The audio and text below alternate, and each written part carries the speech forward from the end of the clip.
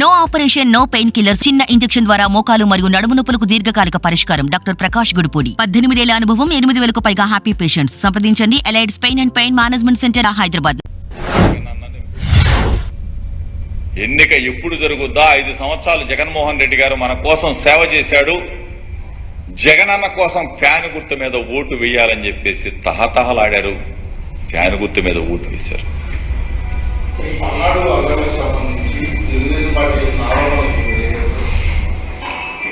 పల్నాడులో శాంతి భద్రతల్ని, ప్రజాస్వామ్యాన్ని కూనీ చేసింది తెలుగుదేశం పార్టీ.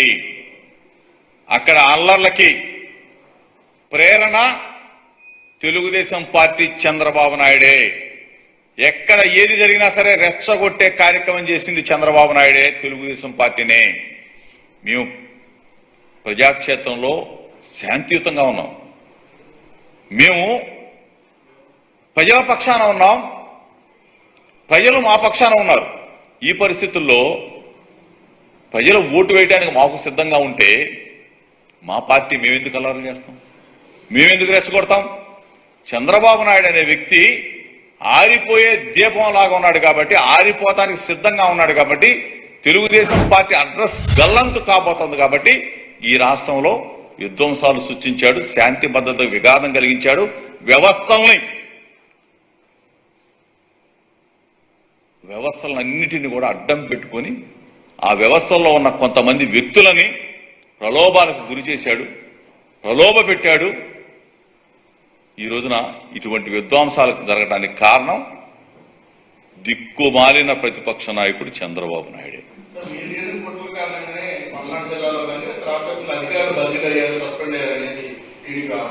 అసలు మేము కుట్రలు చేయాల్సిన అవసరం మాకేముంటుంది? అధికారులు ఉన్నారు, ఎలక్షన్ కమిషన్ వచ్చింది. ఆ ఎలక్షన్ కమిషన్ కి తెలుగుదేశం పార్టీ ఆ పురంధరేశ్వరి కొంతమంది అధికారుల మీద రిపోర్ట్ ఇచ్చారు. దాని ఆధారంగా ఆ జిల్లాల్లో ఉన్న అధికారులను మార్చారు. ఆ జిల్లాల్లో ఉన్న అధికారులు మార్చారంటే సమర్థవంతులు, అంతకన్నా సమర్థవంతులు వేస్తారని అనుకుంటాం కదా. మరి అక్కడే అల్లర్లు జరిగింది, అక్కడే ఇబ్బంది పెట్టారు, మళ్ళీ ఆ అధికారులనే సస్పెండ్ చేశారు. అంటే ఉన్న అధికారులు సమర్థవంతులు అయితే ఆ సమర్థవంతమైన అధికారులను తీసేసి అక్కడే మళ్ళీ కొంతమంది అధికారులు వేసి అక్కడే వాళ్ళని సస్పెండ్ చేశారంటే వ్యవస్థను ఏ విధంగా మేనేజ్ చేశారు? వ్యవస్థను ఏ విధంగా వాడుకున్నారు? అల్లాలకు ఏ విధంగా పాల్పడ్డారు? ఇది చంద్రబాబు నాయుడు నైజం.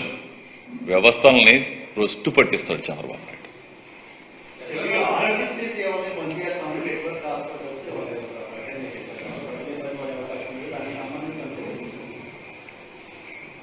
ఆరోగ్యశ్రీ అది మా పేటెంట్. డాక్టర్ వైఎస్ రాజశేఖర్ అంతకుముందు చంద్రబాబు నాయుడు వదిలేసి వెళ్ళిపోయిన 1800 బకాయిలనే మా ప్రభుత్వం, మా జగనన్న మేము మరలా 1800 కోట్ల రూపాయలు బకాయిలు కట్టి ఆరోగ్యశ్రీని మరలా గాడిలో పెట్టి ఈరోజు ఆరోగ్యశ్రీ మరలా రేపు మేము రాబోతా ఉన్నాం కదా. జగనన్న మరలా ముఖ్యమంత్రి కాబోతా ఉన్నాడు. ఏ బకాయిలు ఉన్నా కానీ తీర్చేస్తాం, ఆరోగ్యశ్రీని గాడిలో పెడతాం, ప్రజల ప్రాణాలను రక్షిస్తాం.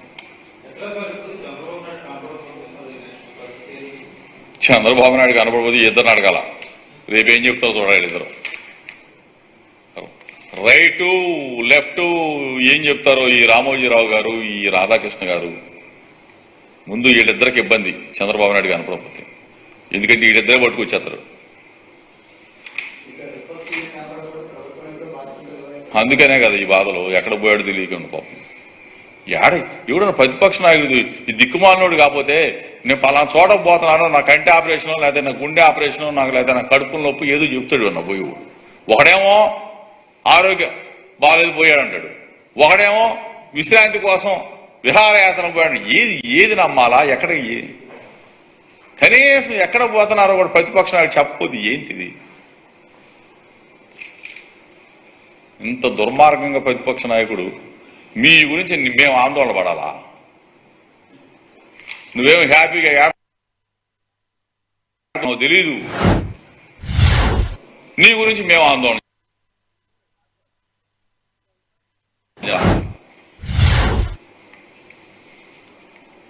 ఓకేనా.